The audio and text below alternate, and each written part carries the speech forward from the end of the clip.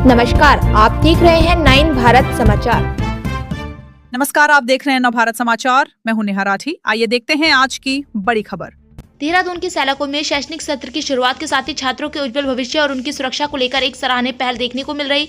नए छात्र छात्राओं के लिए आयोजित एक सप्ताह के संस्कारारंभ कार्यक्रम के तहत आज नशा मुक्ति, साइबर सुरक्षा और एंटी रैगिंग पर विशेष कार्यशाला आयोजित की गई। सैलाकुई स्थित माया देवी विश्वविद्यालय में शैक्षणिक सफर की शुरुआत करने आए नए छात्र छात्राओं के लिए एक सप्ताह का संस्कार आरंभ कार्यक्रम चल रहा।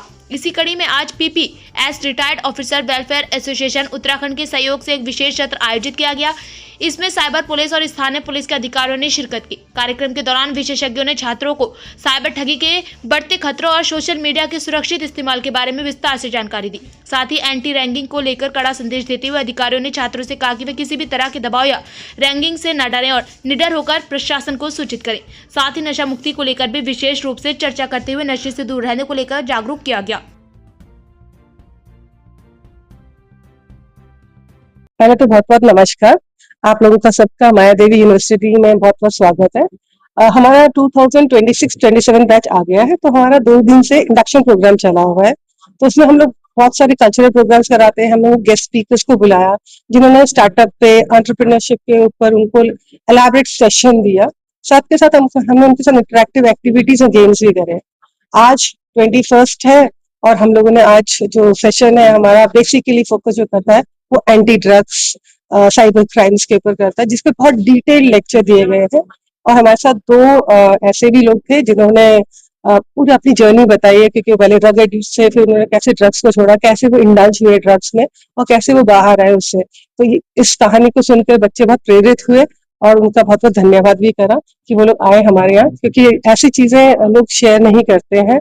सो इंडक्शन में 12वीं क्लास के बाद जब बच्चा आता है उसे इस तरीके की स्टोरी साक्षात पता चले तो वो बहुत ज्यादा उसको इम्पैक्ट होता है, तो उसे अच्छा सही भी मानता है। देन हम एग्जाम्पल्स देकर के इनको थैंक यू सो मच। ये साइबर क्राइम के विषय के ऊपर मैंने आज यहाँ पर एक व्याख्यान दिया था स्टूडेंट्स को। तो मेरा सभी दर्शकों से ना एक ये कहना चाहता हूँ कि अपने दिमाग से ये बात निकाल लें कि जो साइबर क्रिमिनल्स हैं ये बहुत बड़े हैकर या इनके पास बहुत बड़ी टेक्नोलॉजी है या इस टाइप से ये हमको रिमोटली हैक कर लेंगे, हमारे फोन के अंदर घुस जाएंगे। तो अगर हमारे साथ कोई साइबर क्राइम हो रहा है तो कहीं ना कहीं जिसके साथ क्राइम हुआ है उसकी गलती है। तो मैं कहता हूँ लोगों को हमेशा कि डोंट बी अ विक्टिम मत बनिए, अवेयर रहिए कि किस टाइप का क्राइम अभी साइबर क्राइम चल रहा है। Digital arrest, investment fraud, honey trap, मतलब मोटिव वही है कि आपसे पैसा ऐंठना है, बट पैसा और डेटा ऐंठना है, बट तरीके अलग अलग हैं इनके साइबर क्राइम करने के। क्या लगता है काफी अवेयरनेस फैलाई जा रही है, लेकिन बावजूद इसके लोग कितने सोचते हैं? अब देखो, मैं अभी अपनी क्लास में एपीके फाइल के बारे में बता रहा था, तो लोगों को पता ही नहीं चलता है आज की डेट में। हमारा देखो, आपका फोन कोई हैक नहीं कर रहा है रिमोटली, या कोई किसी ने रिमोट कोई दूर बैठा है उसने हैक कर लिया आपका फोन।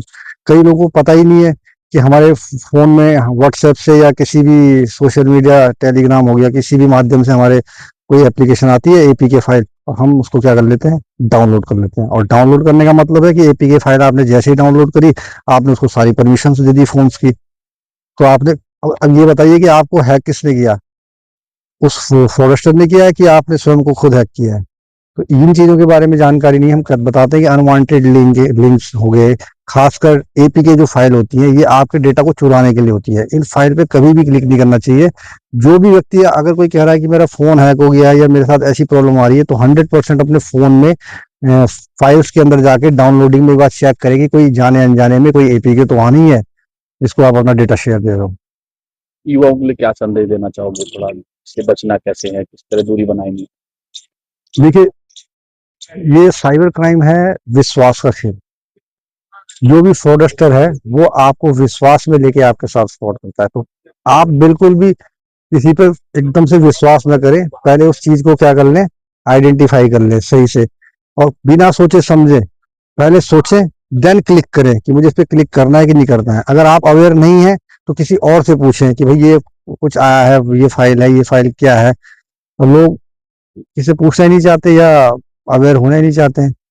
तो जितनी अवेयरनेस बढ़ेगी, देखो साइबर क्राइम को रोकने का जो सबसे बड़ा क्योंकि ये जो क्राइम है रिमोटली है ना।